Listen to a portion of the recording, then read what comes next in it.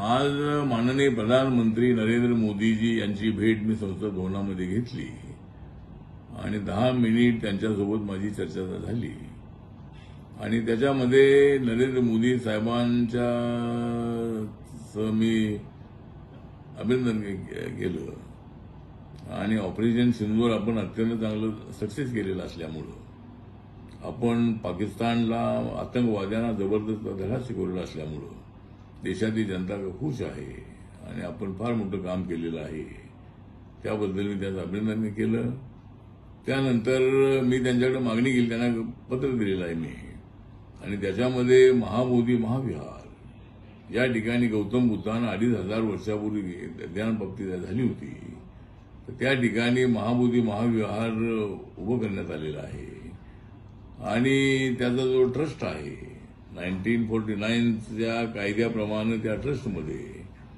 4 लोक बुद्धिस्ट आणि 4 लोक हिंदू आणि त्याचा कलेक्टर जो आहे तो चेअरमन अशा पद्धतीची सिस्टीम आहे। तर सगळेच मेंबर बौद्ध असले पाहिजे, त्याचा चेअरमन बौद्ध असला पाहिजे अशा पद्धतीची सूचना मी त्यांच्यासमोर मांडलेली आहे, मागणी केलेली आहे।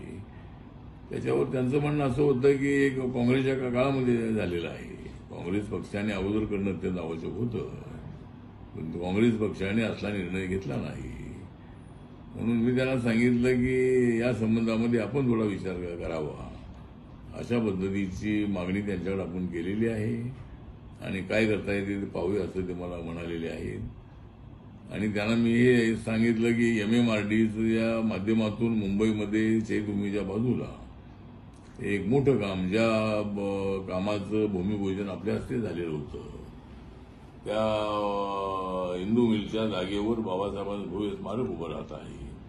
बाबासाहेबांचा 350 फुटाचा पुतळा आणि 100 फुटाचा फाउंडेशनाचा 450 फुटाचा तो पुतळा आहे आणि काम अत्यंत वेगाने सुरू आहे आणि जवळजवळ 1300-1400 कोटी रुपये खर्च करून त्या ठिकाणी बाबासाहेबांचं आंतरराष्ट्रीय स्मारक बनत आहे, ते लवकरच पूर्ण होईल आणि असं त्यांना आपण सांगितलेलं आहे। आणि या पद्धतीनं माझी त्यांच्यासोबत 10 मिनिटं चर्चा झाली आणि त्यांना मी हे सांगितलं की महाराष्ट्रामध्ये रिपब्लिकन पक्षाला सत्तेमध्ये वाटा मिळत नाही आहे, तो मिळाला पाहिजे अशी त्यांच्याकडे मी मागणी केलेली आहे।